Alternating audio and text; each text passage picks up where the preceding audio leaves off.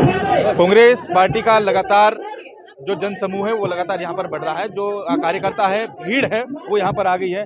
Ma'am, किस तरीके से देखते हैं लामा जी, आज आप इस राजभवन घेराव में आप पहुंची हैं?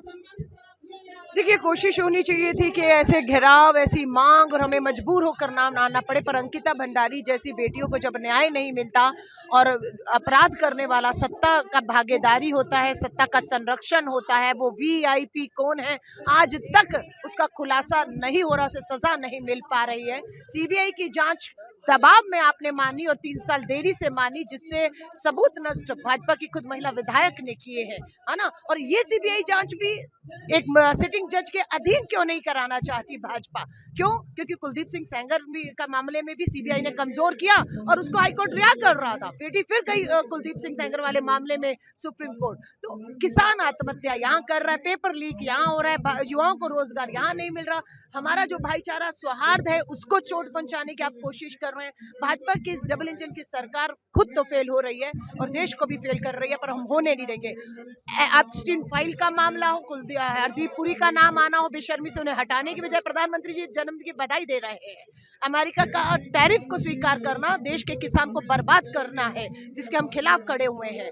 जनरल नरवणे जी की किताब में चीन के किस तरीके से हमने घुटने टेके, प्रधानमंत्री जी ने उसका खुलासा होना और किताब को पब्लिश ना होने देना दिखाता है। इस सब मुद्दों पर भाजपा को घेरने का काम संसद में राहुल जी ने, सड़कों पर कांग्रेस का, इसकी जवाबदेही सरकार की लोगों के प्रति हम तैयार करेंगे। मैम, लेकिन कांग्रेस भाजपा का कहना है कि हमने तो सुशासन का काम यहाँ पर किया है, हम सुशासन स्थापित कर रहे हैं। और कांग्रेस जो है मुस्लिम यूनिवर्सिटी की बात देहरादून में करे, धौलास में मुस्लिम यूनिवर्सिटी जैसे मुद्दे उठ रहे हैं, जमीन वहाँ पर एक बीजेपी का आरोप है।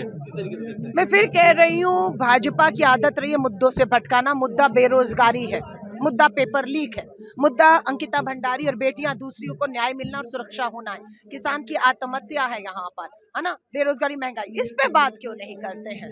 इस पे बात क्यों नहीं करते? एक ही बात है, इनके पास हिंदू मुस्लिम मंदिर मस्जिद कर लो, हम जाति जनगणना की बात करते हैं, गिनती करिए, जिसकी जितनी आबादी है उसे हक दीजिए, और आप पूंजीपति मित्रों के हाथ में देश लौटा रहे हैं। आप अमेरिका के हाथों हमारे किसान को जो है वो गुलाम बना रहे हैं। हम होने नहीं देंगे, मुद्दों पर घसीट घसीट कर आपको लाएंगे, और हम नहीं, जनता लाएगी, जनता लाएगी। कांग्रेस के नेता बड़े उग्र नजर आ रहे हैं, कह रहे हैं घसीट घसीट कर लाएंगे।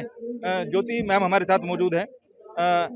अध्यक्षा जी, किस तरीके से देखते हैं नारी न्याय? आपने तो बड़ा लंबा चौड़ा पोस्टर लगाया हुआ है, बैच आपने लगाया हुआ है।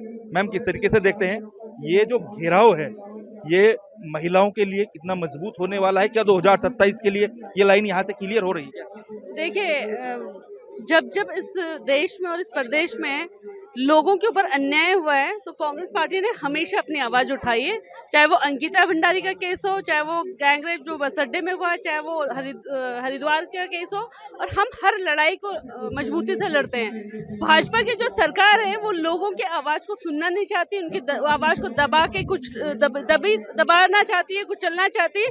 न वो इस प्रदेश के युवाओं के रोजगार की बात करती, न वो इस प्रदेश में महिलाओं की सुरक्षा की बात करती, न ही वो इस प्रदेश के मुद्दों पे कुछ काम करना चाहती है। उन लोगों को लड़वाना चाहती है, बहराना चाहती है, और कांग्रेस पार्टी हमेशा से उन मुद्दों पे काम करती है जो इस प्रदेश के हित के लिए होते हैं।